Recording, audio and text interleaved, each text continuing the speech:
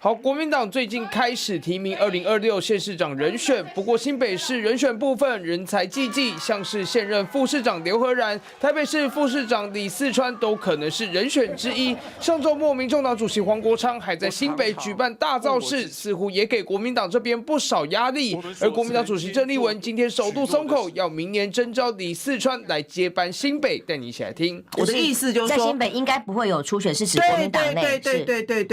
对，我觉得国民党应该我会尽快啦，但是也要考虑到李四川他现在还有任务嘛，他还在台北市政府上班嘛。好，你看我讲的这么白。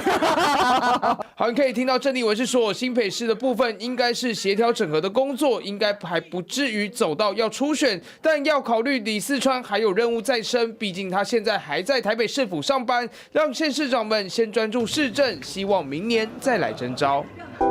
想看最完整的新闻内容，记得下载 TVBS 新闻网 APP。